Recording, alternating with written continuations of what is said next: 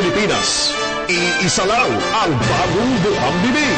Ang Alternatibong Media Network na nagtutrompeta at naghahatid ng magandang balita sa buong daigdig.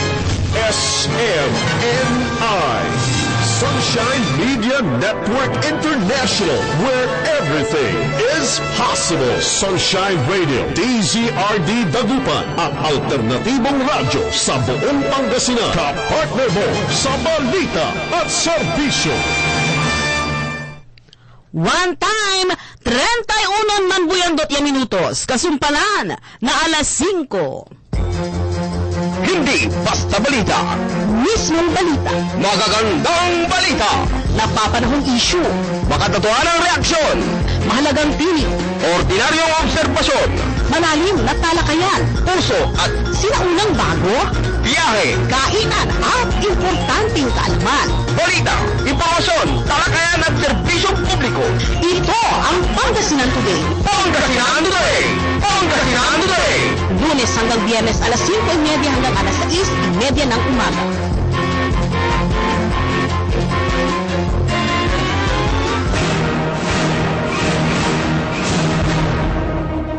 Hula, huwag ang balita ng DZRD, Sunshine Media Network. Ito ang pinakamahalagang pangyayari sa lalawigan ng Pangasinan. Ito ang Pangasinan Today! Lunes hanggang Biyernes alas 5:30 hanggang alas 6:30 ng umaga. Pangasinan Today! Pangasinan Today! Pangasinan Today!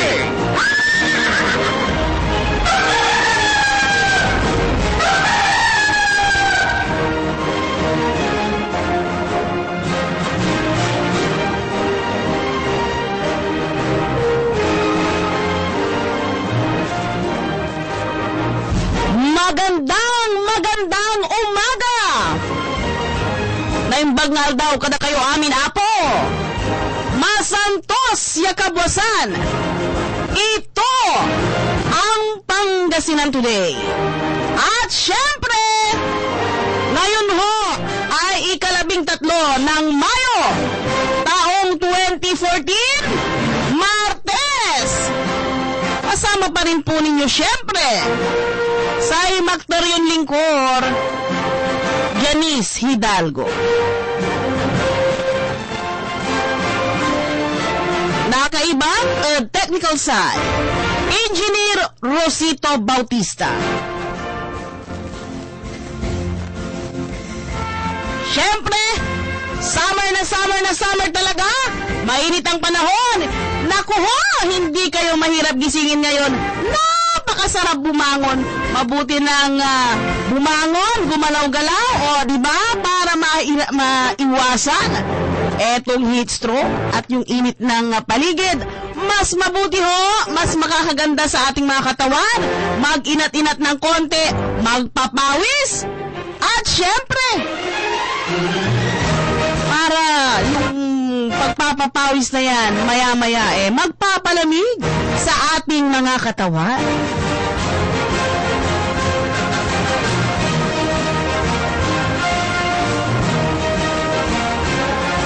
At syempre, habang inihahanda ninyo ang inyong mga sarili, para dyan sa morning exercise na yan, syempre kasabay niya ng aming mga manlubuyog na headlines.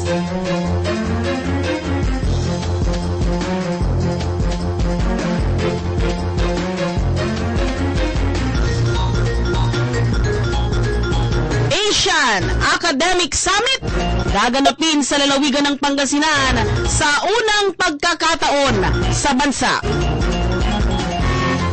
Pangasinan Provincial Hospital ISO certified na.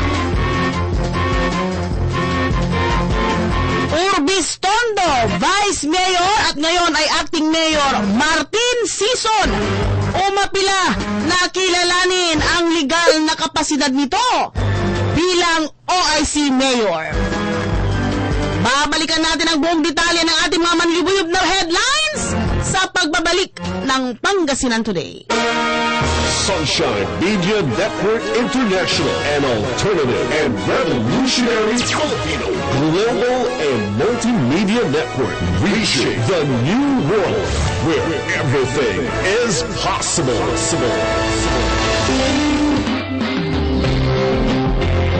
Mas mahal pa ba ang panahon mo sa pag-surf sa internet? Sa paghahanap ng mga friends? O ang pagkakaroon ng chatmate? Mahilig ka bang manood ng YouTube? At madalas kaunti na lang ang tulog mo sa paglalaro ng game sa iyong computer? Maaaring sanhi na ito ng cyber addiction. Kabataan, ikaw ang sagot sa bago mong mundong ginagalawan. Kaya't maging responsable, kumilos, at alamin kung ano ang tama at makabubuti sa iyong kinabukasan. Ang mensaheng ito ay hatid sa inyo. Mabibing Mayor Carlitos Reyes.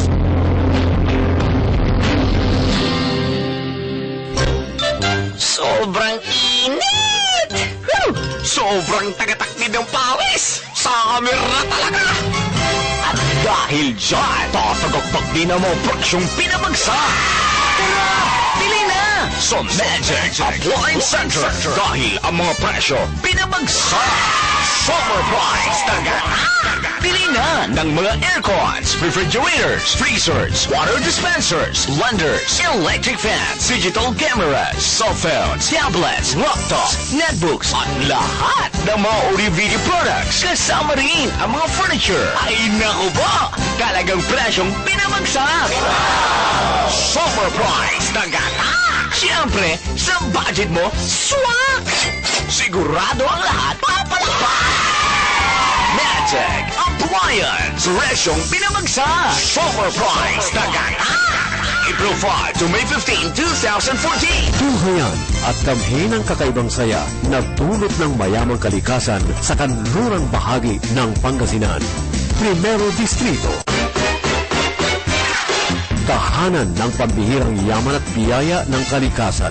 Ang 100 Islands ng Alaminos, waterfalls at white beaches ng Bulinaw, Kakupangan Cave sa Mabini, Umbrella Rocks ng Agno, Kabungawan Beach sa Burgos, Surit Beach ng Bani, Tambomong Beach ng Dasur, ang Cove of Sual, Tondor Beach ng Anda, Balke Island Beach Resort ng Infanta, at ang pinakalumang simbahan sa buong Luzon na matatagpuan sa Bulinaw. Mga magagandang tanawin, masasarap na pagkain at mainit na pagtanggap na dito lamang mararanasan sa Primero Distrito.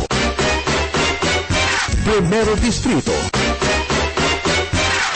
Kakaibang karanasan, kakaibang kasiyahan. Halina sa Primero Distrito at maging primero sa aming puso. Isang paanyaya mula kay Congressman Jesus Boyeng Celeste.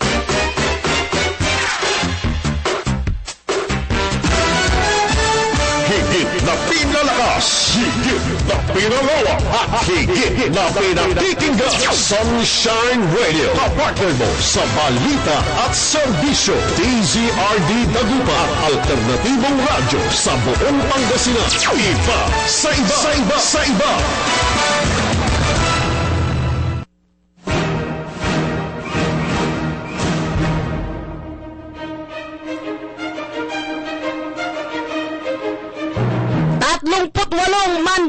minutos, kasumpalan na alas 5. Programang Pangasinan Today pa rin po. At syempre, kasama pa rin po ninyo ang inyong lingkod, Janice Hidalgo. Kagaya ng sinabi ko kanina, sabay sa inyong pag-ehersisyo upang palalamigin ang ating mga katawan sa pamamagitan, o diba, ng pagpapagpag ng konting taba-taba-taba. Ehersisyo baga. Sasabayan namin, of course, ng aming mga maniyubuyog na balita.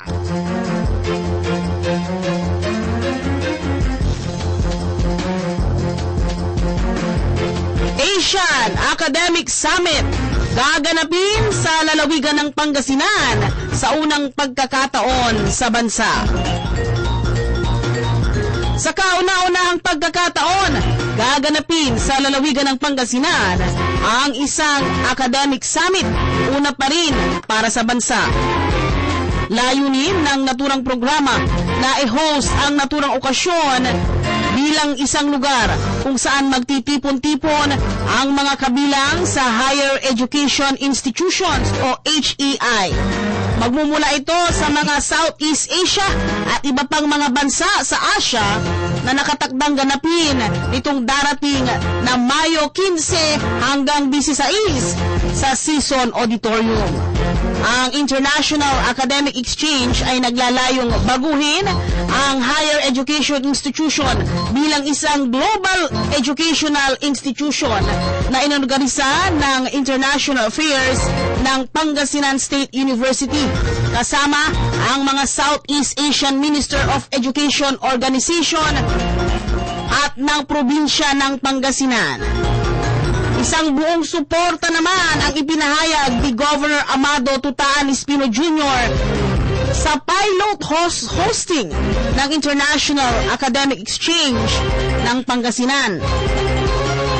Sinabi naman ni Pangasinan Provincial Tourism Officer Malu L. Duayan na ang cultural fiesta na magpapakita ng cultural heritage at artistry ng Pangasinan sa pamamagitan ng mga folk dance, kantahan at ng pagtugtog ng iba't ibang mga instrumento katulad ng rondalya na pangungunahan ng Nangdangguan Pangasinan Cultural Dance Troupe, Pangasinan Provincial Choral at ng mga performing arts group ng iba't ibang PSU campuses. Ang Culture and Arts Group ng Faranacton Rahabat University, kabilang ang delegasyon mula sa ibang universidad, ay magpapakita rin ng kakaibang kultura at tradisyon sa pamamagitan ng kanilang presentasyon.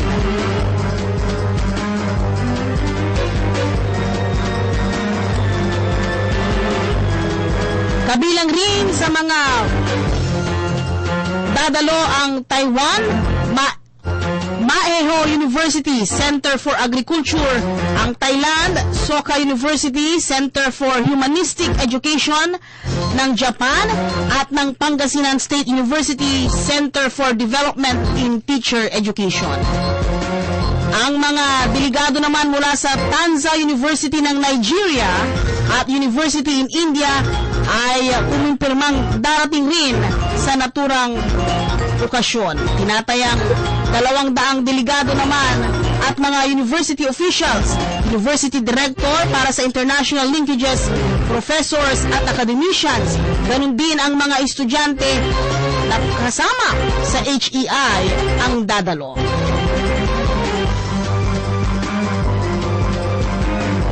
Pangasinan Provincial Hospital ISO certified na.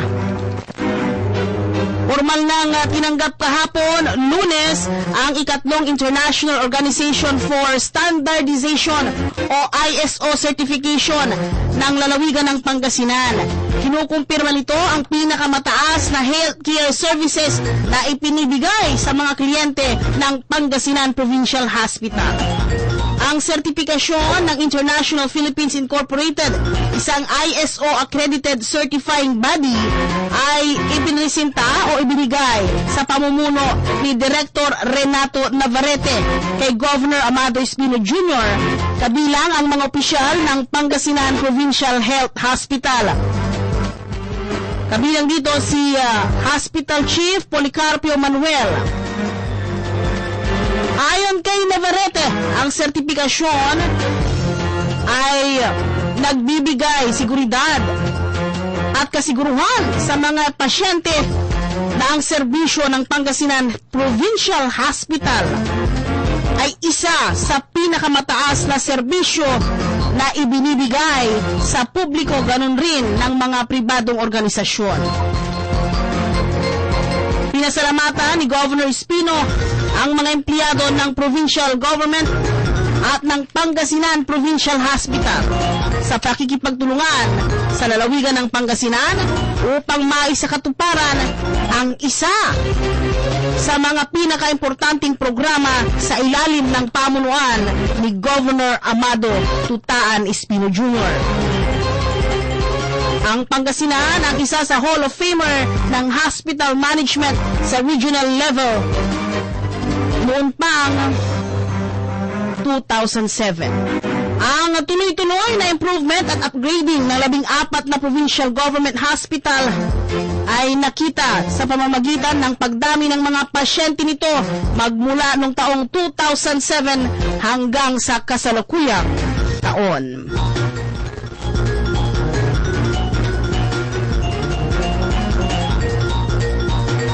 Samantala, Orbis Tondo, Vice Mayor, at ngayon ay Acting Mayor Martin Sison, umapila na kilalanin ang legal na kapasidad nito bilang OIC.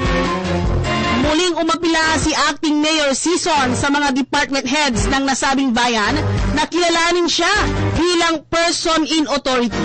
Ito raw ay sa ikabubuti ng lahat. Ito'y upang maiayos ang operasyon ng lokal na pamahalaan, partikular sa pagre-release ng pondo. Aniya, sa loob ng pagka-epektibo ng suspensyon ni Mayor Ernesto Balolong hanggang ngayon, hanggang sa darating na ika-15 ng Mayo, ay hindi pa sumesweldo ang mga empleyado ng pamahalaan. Ito'y sa kadahilan ng hindi kinikilala ng local treasurer ang pirma nito bilang person in authority, habang in-effect ang suspensyon ni Balolong. Sa bisa raw kasi ng sertipikasyon na inisyu ng kanilang MLGOO at sertipikasyon na mula sa Sangguniang Panlalawigan na nagpapatunay na si Balolong ay suspendido at sa mandato ng batas bilang vice-alkalde na siyang magiging OIC, ay pumayag ang Land Bank of the Philippines na i-hold ang mga transaksyong pinansyal na gamit ang pera mula sa depository bank ng naturang bayan. Pero aniya, hindi raw siya nakasisiguro kung hindi nga nailalabas ang pera ng kanilang bayan at hindi rin daw siya kinikilala o hindi rin daw kinikilala ng treasurer ang pirma niya sa mga tseke. Samantala, babalikan natin mamaya sa pagbabalik ng Pangasinan Today ang buong detalye sa mga sinabi ni Acting Mayor Orbis Tondo, Vice Mayor Martin Sison. Mamaya ho yan sa pagbabalik ng Pangasinan Today. Sunshine Media Network International, an alternative and revolutionary Filipino global and multimedia network, reaching the new world where everything is possible. World Food Expo Northern Zone in Baguio is now on its 4th year. From May 22 to 24, 2014, WOPEX Northern Zone comes back. Even bigger at the Baguio Country Club. Visit the best food expo in the region. Also visit the US Fine Food Show, co-located with WOPEX. Source, network, and learn only from the best. Visit www.foodgroup.com for more info. WOPEX Northern Zone, don't dare miss it.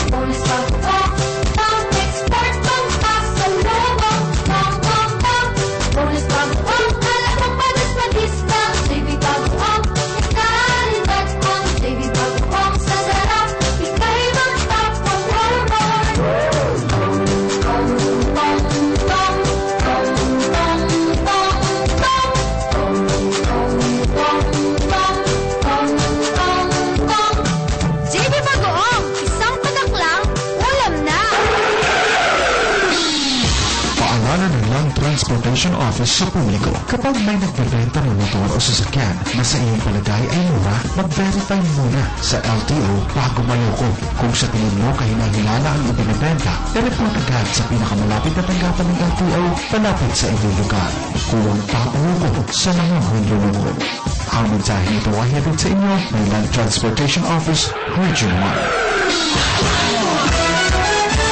Higit na pinalakas, higit na pinalawak, at higit na pinakikinggan. Sunshine Radio, kapartner mo sa balita at serbisyo. DZRD Dagupa, alternatibong radyo sa buong Pangasinan. Iba sa iba, sa iba, sa iba.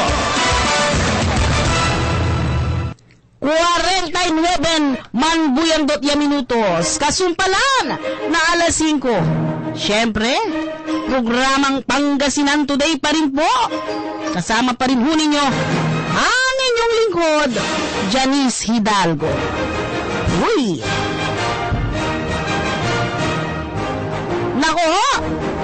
Umpisang linggo pa lamang ng Abril. Aba, putok na ho itong suspensyon ni Urbistondo Mayor Ernesto Balolong. At mula sa mga kontrobersiya, abay hanggang ngayon, hindi pa ho kinikilala ng mga department heads.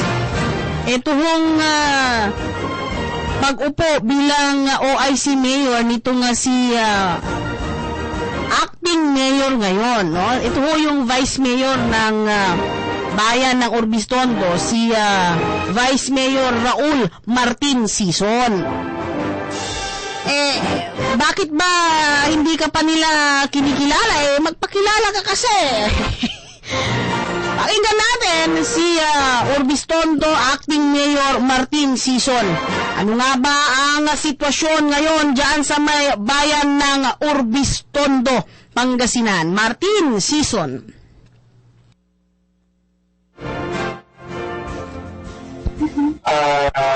Ang bayan po ng Urbistondo ngayon ay nasa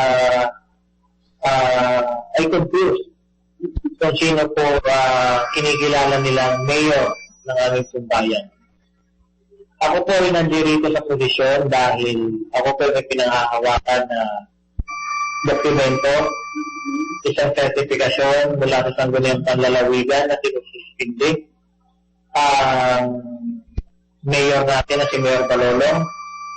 At may utos din ang mahal nating gobernador na ipatupad ang nasabing suspension na which is 60 days preventive suspension sa ating pong gobernador, sa ating pong mayor. Kaya by virtue of that order, ako po ay nag-a-assume bilang acting mayor ng ating pong bayan ng Urbistondo.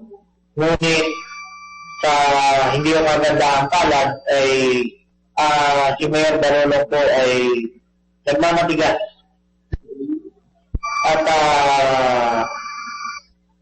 ginagamit na ang administrative order ni ang ating pinakamamang na Presidente, President Pinoy, na once nag-appeal daw po siya sa kanyang suspension, ay automatic na yung suspension niya ay stay. Therefore, ibig niya sabihin, siya pa rin daw ang mayor ng aming kumbayan. So, ibig sabihin totoo yung natatanggap na yung mga tao na may mga pagkakataon, pumapasok na sa tanggapan niya. Kung hindi ako nagkakamali, last week, Friday, nagpatawag siya ng meeting sa department head dahil sinabihan din ako dito sa aking opisina na nagkaroon na ng meeting together with the suspended mayor, Mayor Balolong, ang mga department head. May sabi mo, may confusion nga, no, sa mga department head. Paano na rin ang pagpapatakbo ng lokalidad, ng Urbistondo, kanilang signature ang kinikilala ng mga department heads dahil importante ito, no, sa pagpapatakbo ng lokal na pamahalaan. Okay. Katulad nga ng nasabi ko kanina, tayo ang naayon. Ang pagpagupo ko ay naayon sa batas. At hindi ko naman magagampanan ang tungkulin bilang pansamantalang alkalde ng bayan kung wala akong paukulang papeles. Ngayon, pagdating mo sa transaksyon ay ako ko ang pumipirma ng mga bagay-bagay na prangkisa, ako rin pong nagkakasal, at iba pang mga dokumento. Pagdating sa takod ay hindi ko pa napipirmahan dahil ayaw po akong kilalanin ng treasurer namin na si William Busto bilang alkalde ng bayan. So, paano yung mga empleyado? Anong sumweldo na sila sa last time? Eh, di ba 15 days? I think sila may daily days na kayo na. So, this is effect, no? As the OIC, no? Sinusundan ko namin yung mga pangyayari sa panggalang kanaligan. Hindi po sumasahod na mga municipal employees po namin sa hindi magandang tangan dahil na po hindi din po ko ino-honor ng Sangguniang Bayan members bilang acting mayor po ng aming bayan. At sa katunayan, last session naman po dito sa aming bayan ay nag-request po ako sa kanila na i-include nila sa tatalakayin nila sa kanilang session pagbibigay authority sa akin bilang acting mayor para pumirma ng mga cheque sa munisipyo. Pero ayon po sa kanila ay hindi nga daw po ako ang acting mayor ng aming bayan dahil nag-apila nga daw po ang suspended mayor ngayon. Sinusunta nila ba ang inyong local DILG o HLGO? Pagdating dyan, nakonsulta ko na si dati naming MLGOO, ang ating DILG na si Mr. Ramon Tuya. At binigyan niya po ako ng certification na ako acting mayor ng bayan po namin Orbistongo para po yan mabigyan po ako ng certification na gagamitin ko para po sa pagpipirma ko po ng mga cheque. Ibig sabihin ko po sa pagpapasweldo, na-monitor nyo pa kung may lumalabas pa na form ng bayan ngayon na hindi kayo tinikilangan ng treasurer. Baka naman, lumalabas na pala sila dahil kagaya kayo, nag-meeting every 10, lumalabas ng una, every lumalabas. Tama po kayo dyan. Pagdating po dyan sa mga gastusin ng munisipyo, ako po'y nakipag-ugnayan na sa land bank para i-hold po lahat ng transaction na aming pong suspended mayor. Dahil bilang acting mayor ngayon, inherent power ko na po ang magpirma ng mga dokumento. At pinatitignan ko din yung mga cheque na was entered by Mayor Balolo. At ang transaction po ng munisipyo sa bangko ay nakahold po. Kaya siguro kung meron mga lumalabas ay petty cash po ang lumalabas. Pero wala ko akong hindi mo ako kumipirma sa mga petty cash na iyan.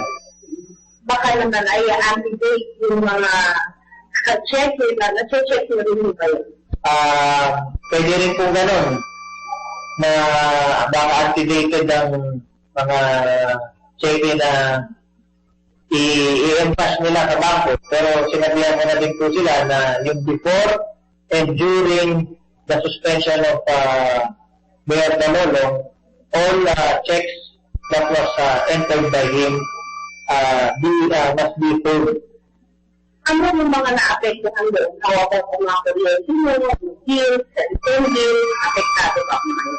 Apektado na nga po ang talagang operasyon ng bayan dahil hindi ko alam kung sino ang pipirma. Pero ako po'y nanggaling na din sa DILG Regional Office kahapon para hingan sila ng sagot sa pagkakagulo dito sa aming bayan. Dahil sabi ko sa kanila, Madam, kung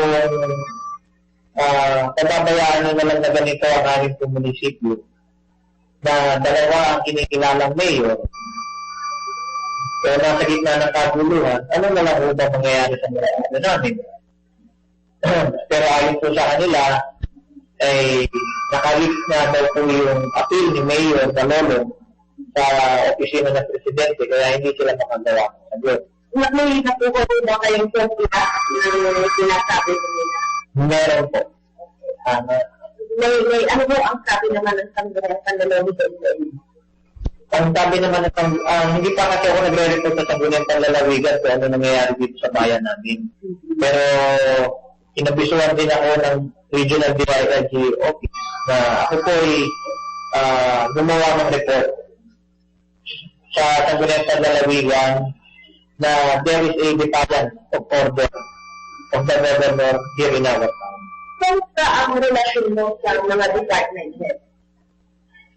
Actually, nung pagbuo ko ng bilang unang araw ko acting mayor, pinatawag ko na agad sila, nag-meeting na kami. Tinanong ko kung ano nilang job description, ang taga malaman ko kung ano ba ang kanilang ginagawa bilang department head. Mas nagkakilala kami. At the same time, tinanong ko din ang kanilang mga problema. Ang aking pong relasyon naman po sa department head ay maganda naman. Maganda naman po ang pakikitulong ko sa kanila. Ang mga miyembro ng Sangguniang Bayan, Council Supporter at Vice Mayor. Pagdating naman po sa Sangguniang Bayan members, maganda naman din po ang pakikitulong ko sa kanila. Dahil ako lamang po ay pagdating dito sa opisina, trabaho lamang po. Pero pagdating sa labas ng opisina, magbabarkada po kami yan.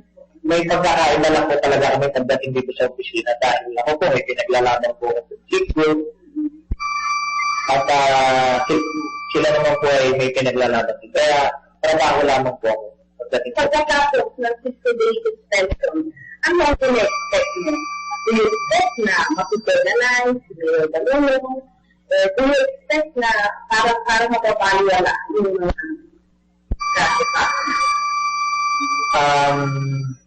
ako, wala naman ako in-expect sa kung mapipernalize si Mayor. Kasi bata pa naman po ako at kung ano po yung ibigay ng Panginoon ay maluwag ko pong tatanggapin.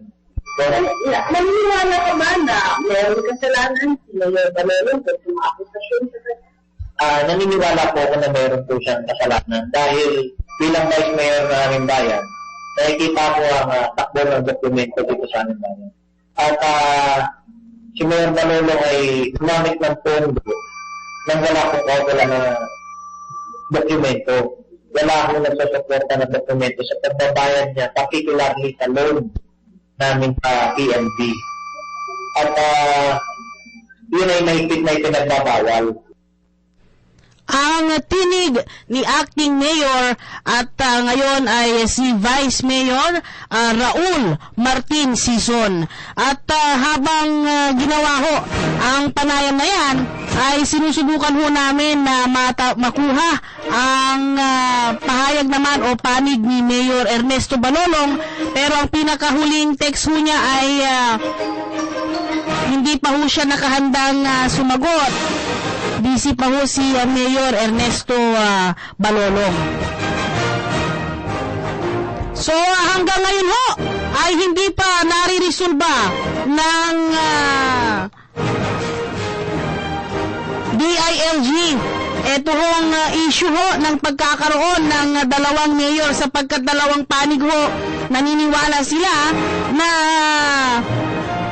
sila ho ang mayor. Of course, yun hong suspension ho ni Mayor Ernesto Balolong ay hindi nangangahulugan na siya ho ay naparusahan na o di kaya ay napatunayan na meron na siyang nagawang kasalanan.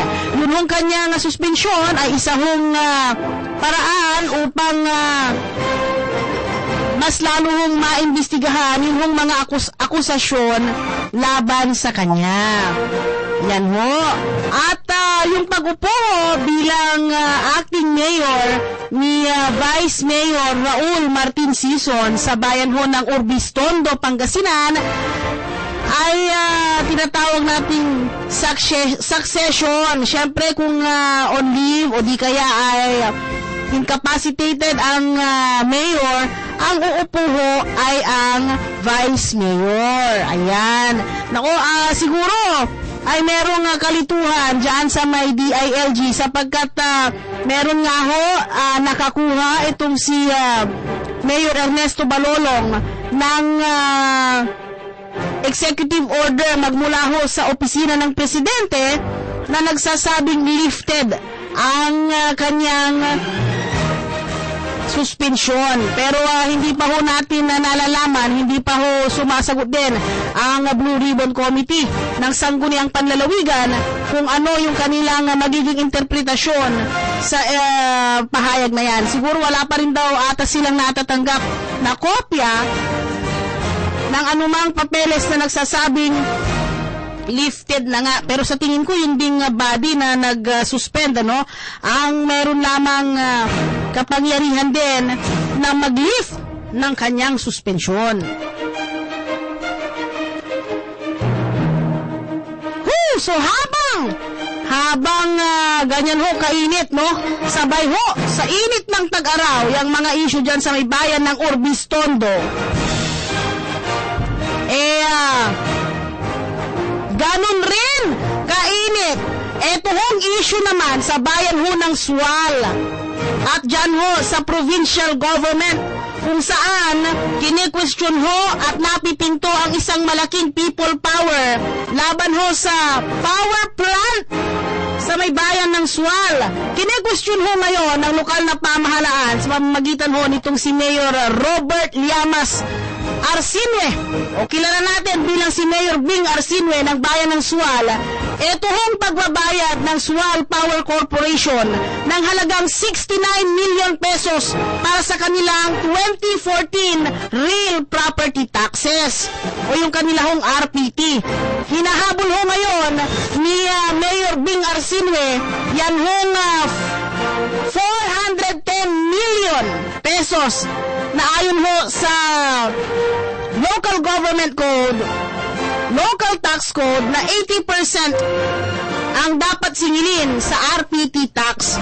Matatandaan ho ninyo noong 2013 at 2010 hanggang 2013, meron hong sangguniang panlalawigan ordinance sa pamamagitan ho ng pagpirma ng tripartite party ng provincial government at ng lokal na pamahalaan ng Sual, Pangasinan sa pamumuno ni dating Mayor John Rodney Arsinue at ng Sual Power Corporation at ng National Power Corporation. Ang National Power Corporation ho ang siya hong nagmamay-ari ng lupa na kinatatayuan ng Team Energy ngayon, kung saan ang Team Energy ho ay nagsimulang nag-operate noong 2000, year 2000 sa lalawigan ng Pangasinan. Ngayon ho, ang hinahabol ng lokal na pamahalaan ay 410 million pesos. Kasalukuyang ibinayad ho ng Sual Power Corporation ay 69 million pesos para sa kanilang RPT. Tinatanong ho nitong si Mayor Robert Arsinue yung 300 plus million pesos na difference na hinahanap ho niya sa taxes. Ayan ho. Mayor Arsinue, ano ho ba yung ating hinahabol ngayon sa Sual Power Corporation at ano ho ba ang kine-question ho ninyo sa provincial government, particular ho dito kay Provincial Administrator Rafi Baraan? Pakinggan ho natin. Sa Sual, interesado kami na makakolekta ng 410 million kasi mas malaki yan sa 69 million. And then, yung computation ng 410 million is according to the local government taxation code. Napirmahan ng provincial assessor at saka municipal assessor yung assessed value na 20 billion plus. So, ang computation ng municipal treasurer na dapat bayaran ng Sual Power Plant sa real property tax ay 205 million sa school board ng probinsya at munisipyo, and then 205 million para sa mga local government kagaya ng Pangasinan, Sual at Barangay Pangaskasan ng Sual. Yung pong, kailan mo nila ibinigay? 69 million agad-agad mo pa ibinigay po ng Sual Power Corporation without asking kung magkano na talaga yung tax book nila para sa taon na ito po. Ito yung sulat ni Treasurer sa Sual Power Plant. Last February 24, ang sinasabi ni Treasurer, ang dapat bayaran ng Sual Power Plant ay 410 million according to the assessment of the municipal assessor and provincial assessor. Pirma ang provincial assessor. Yes, may pirma ang provincial assessor. Ito nga, ayan, sabi ko 20 billion plus nandyan, assessed value. Yan. Nakikita ninyo, 1% ad valorem tax, 1% special education tax, that is magkano yan? 410 million. Yes. So, alam ng Sual Power Plant yan. And then, simula ka na naman ang Sual Power Plant before March 31. Yung deadline ng pagbayad ng RPT. Simula ka na naman. Sabi ni Mrs. Ramos, yung ating treasurer sa Sual, na ang dapat bayaran ng Sual Power Plant ay 410,832,668 pesos. Yan. Kaya alam ng power plant ka na.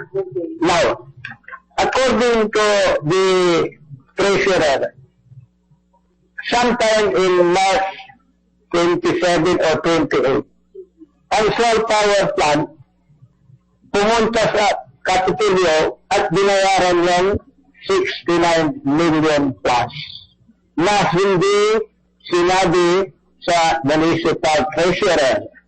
They should have notified the municipal treasurer kasi mayroon siyang dalawang sulat before March 31. Courtesy. Yeah. Para courtesy lang sana kasi nandito naman yung Sual Power Plant. Dumaan sila sa munisipyo, nagbabayad na kami ng 69 million sa Kapitolyo at ganito yung estimate namin. Wala eh. The municipal treasurer found out sa accountant ng Sual Power Plant sa Manila nung tinawagan, sabi ni treasurer, magbayad na kayo para on time kayo may discount. After 31, March 31, meron na kayong penalty. Ay, kasi na, nagbayad na kami sa Kapitolyo ng 69 million. Kaya, parang yung slighted si municipal treasurer because she has been following up this payment. Pero hindi dumaan lang dito sa plan. So, yan ay sa Kapitolyo, hindi naman dito sa Sual. Pinatawag sila ng gobernador. At yung Sangguniang Bayan, kasi sabi ni Mayor Jan, dapat may Sangguniang Bayan resolution yan. So, I can sign. Kaya, doon nagpirmahan sa Kapitolyo. So, hindi alam ni provincial administrator. Alam niya. Ito yung sulat ni Mr. Federico Puno kay municipal treasurer. Nandito.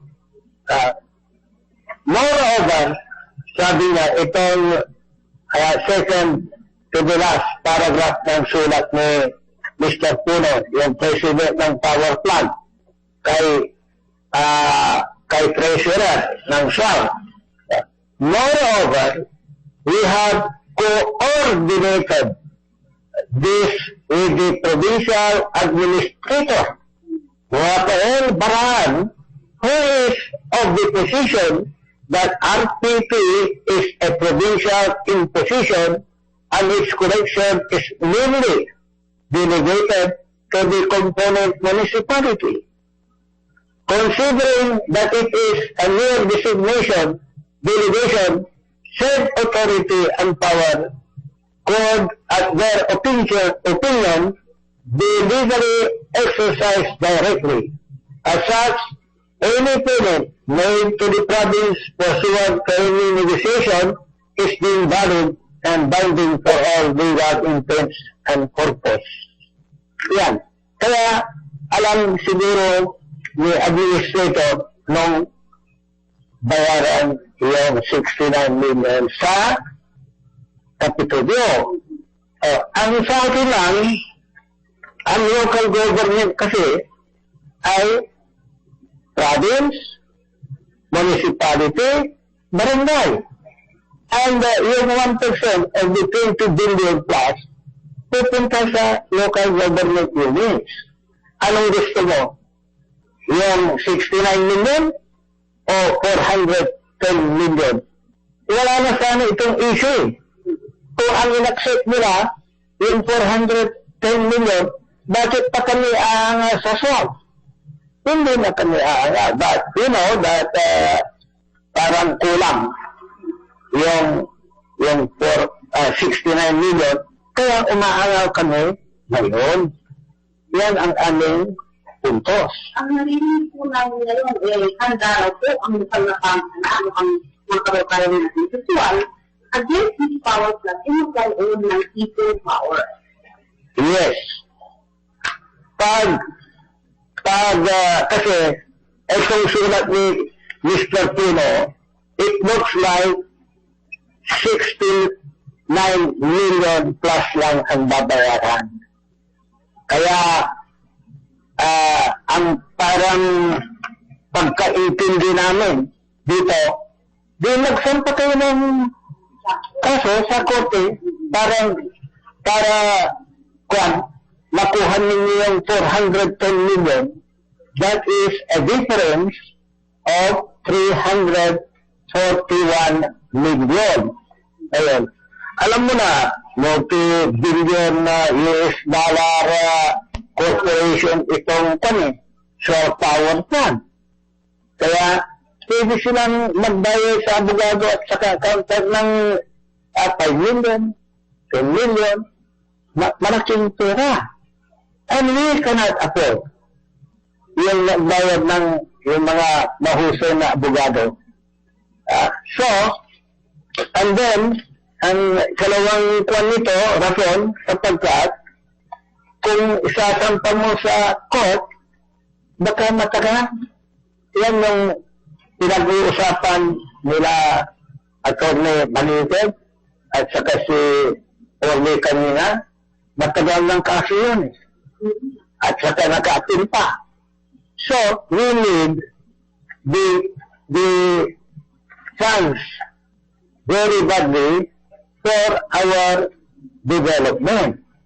Kaya pag nabayaran ng 410 million, may funds kami. Ang tinig ho ni Mayor Bing Arsinue ng bayan po ng SWAL. Ito hong issue ho ng tamang pagbabayad ng buwis sa lokal na pamahalaan ang isa ho sa mga issue na kinakailangan naman ay malinawan kaagad. Ano ho? Kaya naman kinuha ni natin kaagad ang pahayag nitong si Provincial Administrator Rafi Baraan. Ano ba naman ang masasabi mo dyan, Provincial Administrator Rafi Baraan? Kung mayroon siyang mga katanungan kung mayroon siyang mga alinlangan, hindi siya dapat punta sa media. Dapat punta siya ito sa provincial treasurer, sa provincial assessor, sa provincial administrator, para malinawin siya. Bakit? Kayo ba magbibigay rin sa kanya? Kaya nga, I will not answer you because I want him to come. I will explain to him. Okay? Yung mga claims po niya, yung nararapat po ba? Anong dapat sabihin niya? Hindi ko din sa akin. Hindi pa ba siya kuhan? Hindi pa ba siya pumunta rito? Nag-personal, nag-event sa mga How about yung kanilang municipal assessor? Nag-ref nila po ba sila? Nakapunta na ba sila? Nakasulat na nga yung assessor. Pumunta rito. Nakasulat na yung assessor at saka treasurer. Pero hindi ko sasagutin yan. Sige, hindi mo tatanong sa akin. Okay? Okay. Kayo, huwag kang magtanong sa akin. Hindi naman siya. Hindi naman kayo magtanong. Pero sir, but for the people, so you do not want to give a further explanation. Kasi ang sinasabi niya, nag-lapse na daw po yung sinasabi niya. But is it true on what he is saying? Ano na natin sa akin na But we understand that there is only 15% na dapat ay i-impose natin. And that is according to the executive order of the president.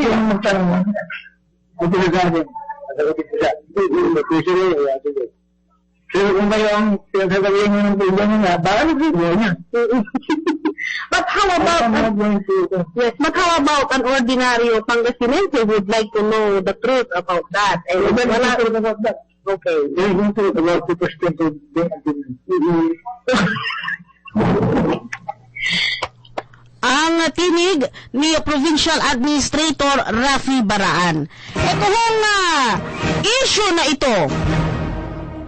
Naku ho, alam niyo ho, ang administrasyon ni Pangulong Pinoy, ang palagi ho niyang sinasabi ay transparency and accountability. Ito ho ay dapat naman talaga naka-impose sa lahat ng local government unit. Kaya ho siguro, okay lang ho siguro kung may mga media ho na gustong iparating sa ating mga kababayan kung ano talaga ang score. Kasi ho, baka naman ho, pakiramdam, ng ating mga kababayan ay na-exploit ang lalawigan ng Pangasinan sa pamamagitan ho ng mga maling impormasyon. Kung meron hong mga question na ganito ho, tungkol ho, lalo na tungkol ho, kung pera ang pinag-uusapan, dapat lang ho siguro, automatic, malalaman ng ating mga kababayan kung ano ang totoong score. Hindi naman ho ibig sabihin, meron hong nagsasalita, totoo na yun, bawat, kaya nga ho kinukuhang pareho. We understand na meron hong napirmahan na Memorandum of Agreement ang provincial government, ang local government ng SWAL at ang SWAL Power Corporation. Pero hanggang kailan nga ba in effect? O diba? Ngayon, kahapon ho, kinumpirma rin ho ni dating Mayor John Rodney Arsinue na naglaps na. Yun hong komputasyon na 69, kung doon ibabase sa 15%. 69 million yung ibinayad nga ng SWAL Power Corporation. Mas lalo lang talagang magtatanong ang taong bayan Bakit ba kasi nung una pa lang pumayag tayo na 15% lang? Samantalang malinaw naman ang batas na 80% ang dapat na singilin. O diba? Mas lalo talagang magtatanong ang taong bayan dyan. Alam mo ninyo, nandito ho sa lalawigan ng Pangasinan. Ito ho kasi kaya ho ito importante. Sapagkat dapat itong ating mga power producing plant, isa ho sa kanilang sinasabi, kaya mataas. Ayan, napakanta sila. Kaya mataas ang singil sa ating mga consumers ng kanilang mga kuryente ay dahil daw ho sa taxes. At syempre maliit lang talaga yung generation charge daw. Isa sa mga kanilang iniaalal ay ang taxes. Ngayon, kung talaga namang hindi pala sila nagbabayad ng mga tamang taxes, saan na pupunta ang perang ibinabayad ng mga consumers ng kuryente? Hindi naman tama pala ang binabaya kung hindi tama. Diba?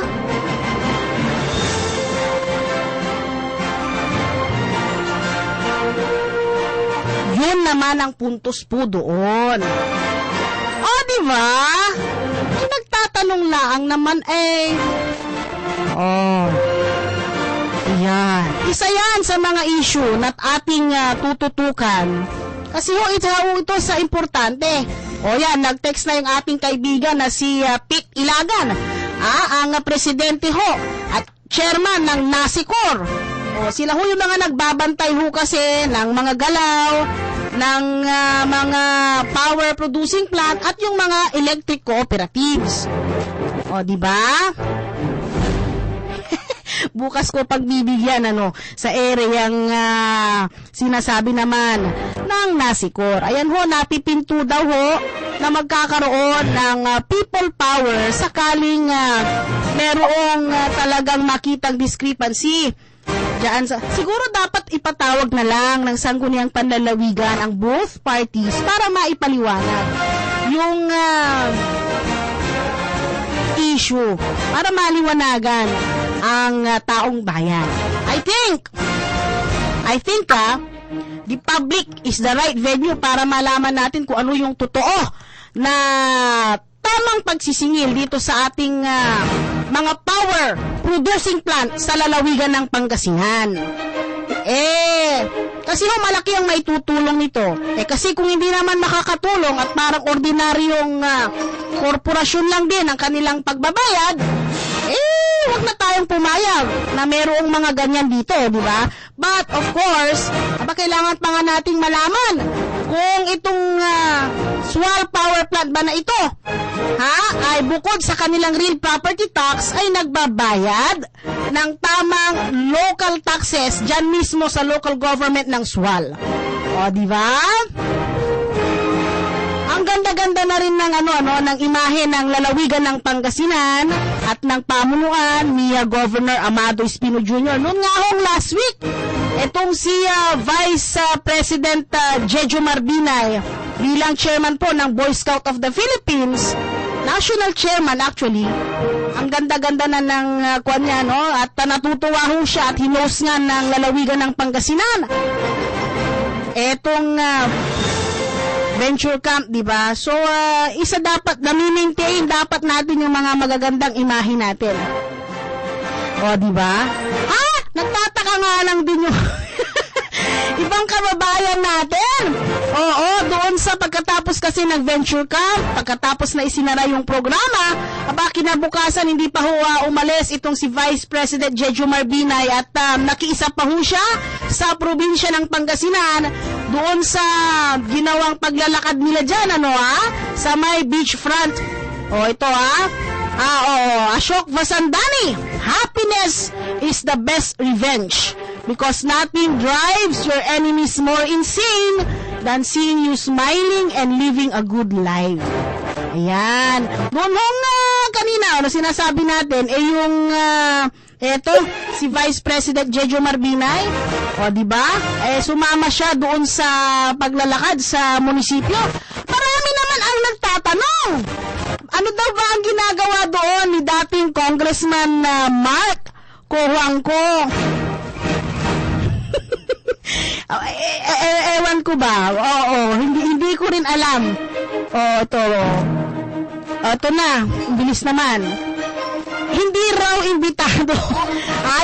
Ayon sa sa mga naririnig-rinig natin, hindi naman daw pala imbitado sa okasyon na yon itong si Congressman Mark Cuangco. Siyempre, baka naman inimbitahan siya ni Vice President Jejomar Binay, di ba? Pero hindi rin daw, kaya nga yung mga tauhan, no, yung mga bata ni Vice President Binay, humingi ng paumanhin kay Governor Espino. Oo, hindi yata kwan. Ay, kung imbitado siya, di alam sana niya kung ano yung proper attire. O, naka-leather shoes nga daw eh. No? O, di ba, naka-black t-shirt siya, tapos naka-leather shoes habang ginagawa niya yung walking, no? Di ba? Diyan sa may Kapitolyo. Tapos, yes, umattend din siya ho. Oo, although hindi mo siya invited, umattend din siya ng meeting. Doon sa meeting dapat lang ito nila Governor Espino, Mayor Castañeda at Congressman Batawil. Pero nandun din ho siya, tapos nakipicture taking. Ayan, gate crusher ba? Oo, nandun din daw siya. Kahit hindi ho siya imbitado. Ayan naman, o, diba? Parang ano lang, parang friends niya lahat talaga daw, sa Pangasinan. Oo, pag hindi ka ba imbitado ka, partner, pumupunta ka ba? Diba? Parang hindi. Marami pa ho tayo sana nga tatalakayan, pero kulang na rin ho. Ha? Eto nga ating oras, kaya naman ito daw,